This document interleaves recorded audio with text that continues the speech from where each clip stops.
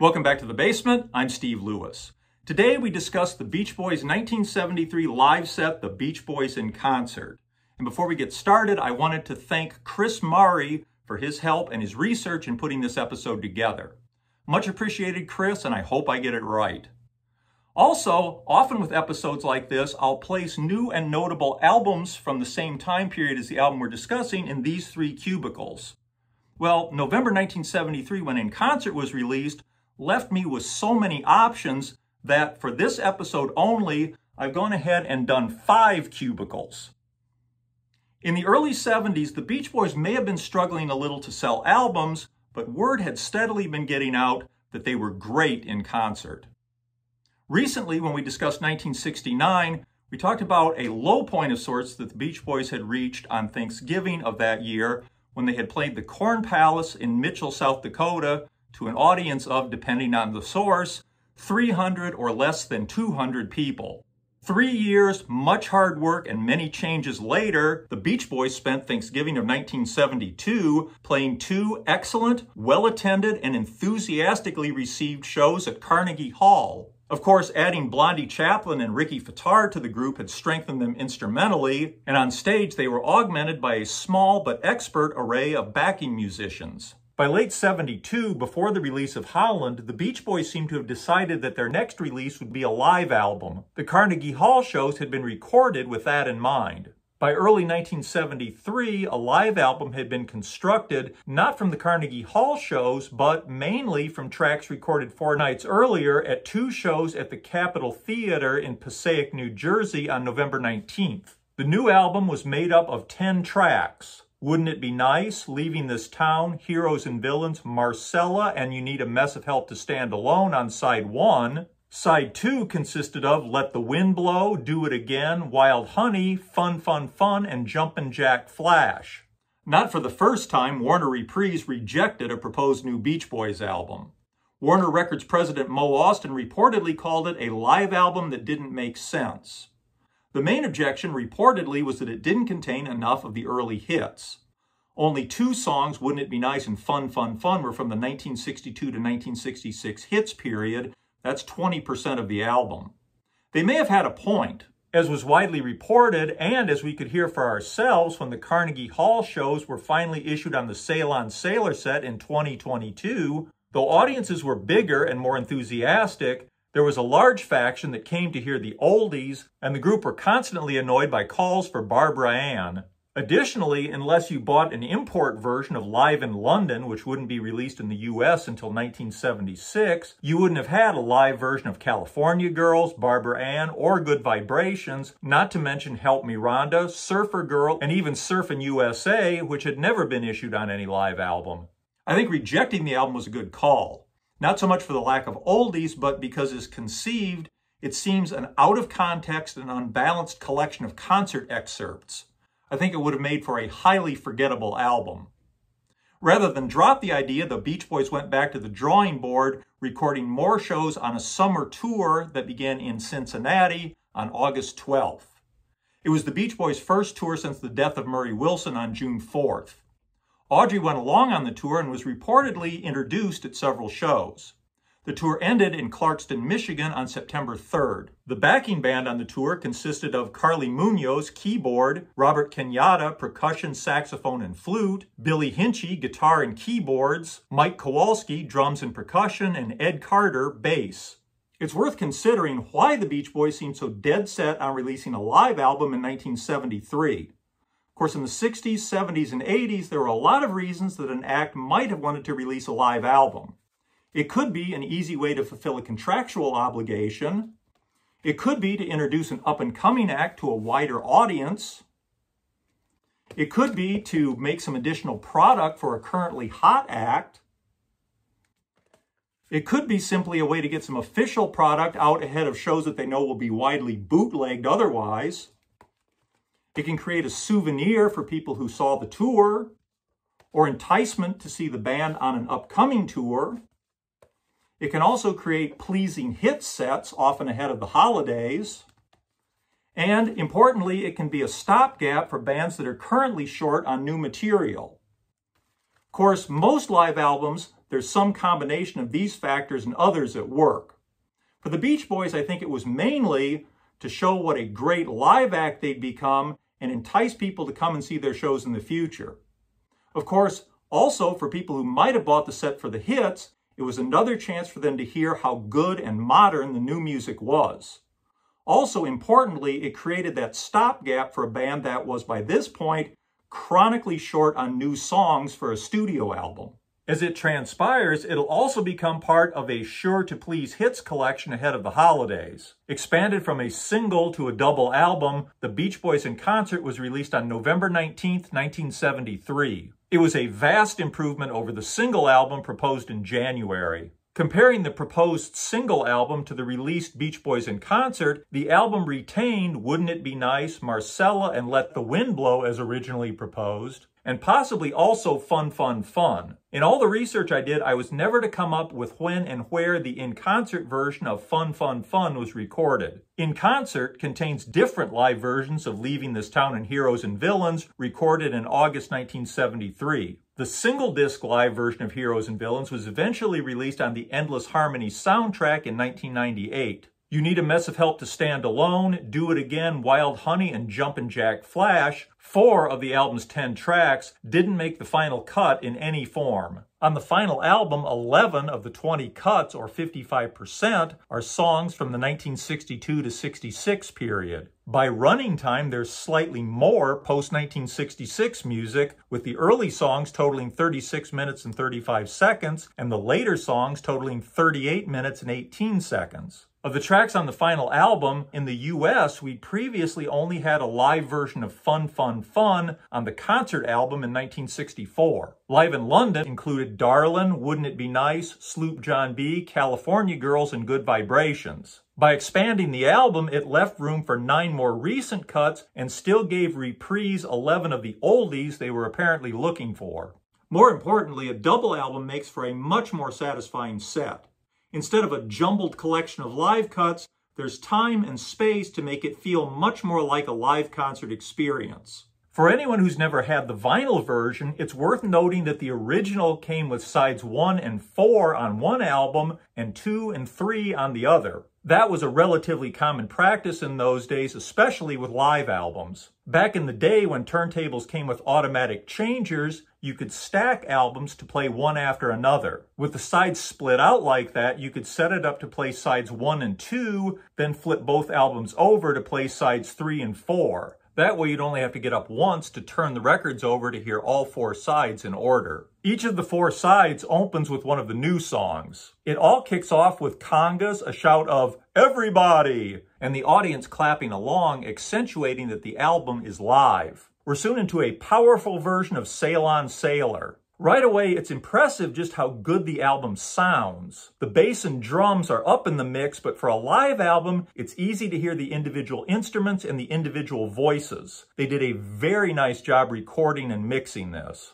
Following Sail On Sailor, the nautical theme continues with Sloop John B., seamlessly tying the hip Beach Boys to the hits Beach Boys. Sloop John B. is taken at a little faster pace in concert. You can tell there's adrenaline behind it. The Beach Boys sound has changed so much since 1966 that this feels to me more like a cover version of the Beach Boys original than the original group playing their hit. The album gets back to recent material with Carl performing The Traitor, followed by a kind of surprising deep cut, You Still Believe in Me from Pet Sounds. That's followed by the first of the big crowd-pleasing hits, California Girls, and the side closes with the always exciting concert staple, Darlin'. Side 2 kicks off with Marcella from the rejected single-disc version of the album. Then, Carl's quiet introduction of Caroline No preps the listener for a gentler pace. Of course, Carl's vocal is beautiful, and the recording features some nice flute playing from Ricky Fattar. The gentler pace continues with Leaving This Town. Kind of surprising for such a deep cut, it had also been one of the songs selected for the rejected single album, though as mentioned, it's a different live recording here. It's also one of only 10 songs listed on the back cover, along with mostly the hits. Somebody really wanted to make sure we heard this live. With the longish organ solo, I suppose it's a track that compared well with what other rock bands were doing in concert at the time. Personally, it's a song I really enjoy, and I'm happy they found room for it. It's also the longest track on In Concert, coming in at 6 minutes and 40 seconds. The side concludes with another newer live recording of a song on the originally proposed single album. Heroes and Villains was one of the highlights for me when I first heard this album in 1980 because it contained the mysterious bicycle rider lyrics unreleased from Smile. I'm sure I'm not the only one who was intrigued by that back in the day, and I'm sure the Beach Boys knew that including those lyrics gave them a little mysterious cachet on stage. If you were using a stereo with a record changer, this is where you'd have to flip the records over. Side 3 opens with a funky riff designed to make us think that the Beach Boys might be about to launch into the theme from Shaft. Instead, it morphs into Funky Pretty. One of the more unusual choices follows. Let the Wind Blow is another of the tracks held over from the rejected single album. It's an unusually deep cut, and along with Heroes and Villains and Darlin', one of 3 songs from 1967. It's also a reminder to me of how little from this period made the album. In fact, there's nothing here that was originally released between Wild Honey in 1967 and Carl and the Passions in 1972. That means nothing from Friends, 2020, Sunflower, Surf's Up, and only Marcella from Carl and the Passions. Having firmly established their cred as a modern rock act, the album now moves a little more solidly into oldies territory. Help Me Rhonda is certainly recognizable here, but it incorporates contemporary sounding keyboard and guitar solos. The effect is a little more like the Grateful Dead jamming on a Chuck Berry number than an older act reproducing one of their early hits. You can't really do that with Surfer Girl. They seem a little apologetic and self-effacing about including such an old song, leaving in Mike's introduction for all you oldies but moldies fans, and his comment that the words were found in a tablet in a field in Hawthorne, California. The performance is straightforward and beautiful. By this point on the album, the Beach Boys have established for the listener who they are in 1973. They don't need to worry about sounding like a bunch of old-timers rehashing a pale version of an early hit. Instead, they're clearly an expert, tight rock group who happen to have a particularly long history to draw from. Mike's introduction reminds me of how little stage patter is included on the album. There are lots of shouts heard between songs like Dennis's Are You Gonna Sing With Us and Can You Feel It ahead of Surfer Girl. Many of the comments seem to come from Dennis, which is one of the only ways we get to hear him since he doesn't do any lead vocals on the set. The hits keep coming with Wouldn't It Be Nice, which closes out side 3. It's another track held over from the rejected single album. I considered We Got Love, which opens the final side of the album, to be one of the highlights. It's an otherwise unavailable Beach Boys song unless you happen to come across one of the few legendary German copies of Holland that included it before it was dropped in favor of Sail On Sailor. Written by Ricky, Blondie, and Mike Love with the lead vocal by Ricky, its contemporary rustic feel makes it a nice way to start off the side. The Beach Boys had been so conscientious in 1964 to give us plenty of songs we hadn't heard from them before on the concert LP, it's nice that we get at least one here. It's not their greatest song, and I can see why it was dropped to make room for Sail On Sailor. Personally, I like the verses way better than the chorus, both musically and lyrically, but it's an enjoyable track, and it was a nice bonus for fans that they fitted in here. Ricky will continue to perform We Got Love as his spotlight number during the year he remains with the Beach Boys after Blondie's departure. Next, we begin finishing strong with more crowd-pleasing hits. Al and Carl share the lead vocal duties on Don't Worry Baby. Researching this, I discovered there's a wide range of passionately held views on this recording, with people calling it everything from arguably better than the original to unlistenable. I tend to agree more with the latter. Maybe it's because it's a song I love so much. In particular, Al's vocal seems a little strained and undisciplined in spots. I wouldn't call it unlistenable, but it is my least favorite performance on the album. From here on, it's finale time with Surfin' USA turning up the party atmosphere. That's followed by 2 more big closers. Good Vibrations is possibly the one track that comfortably straddles the line between modern rock and early hits. The shouts and screams of recognition and approval when Carl begins singing it speak volumes. Fun, Fun, Fun, the song that opened Beach Boys concert in 1964, closes Beach Boys in concert 9 years later. Here, it's done with modern rock band attitude. With powerful playing and the guitar solo, this one again comes off less as an old band revisiting an early hit than it does a hot rock band having fun jamming on an oldie. How much of Beach Boys in Concert was reworked in the studio is hard to determine. I wouldn't doubt that there are a few things that were touched up, but in contrast to a lot of so-called live albums, it appears to have been pretty minimal.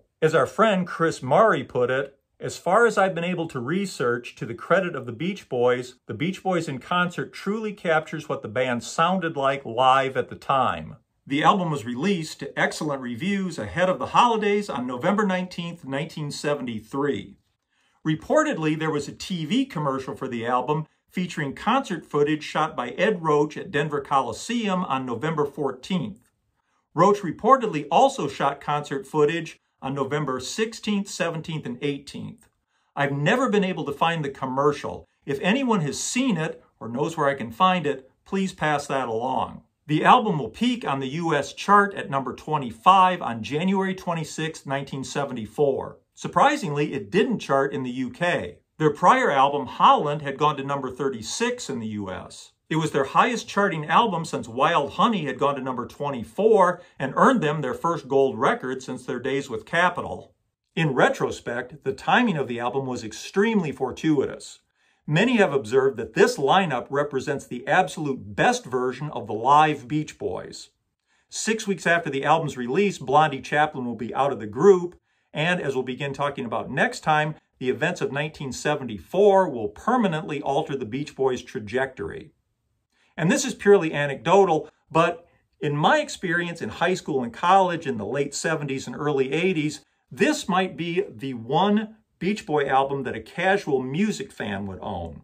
I think that it's because it contained some of the recognizable hits, but in a package that looked modern and could be displayed without fear of somebody making fun of you for having a bunch of oldies in your collection.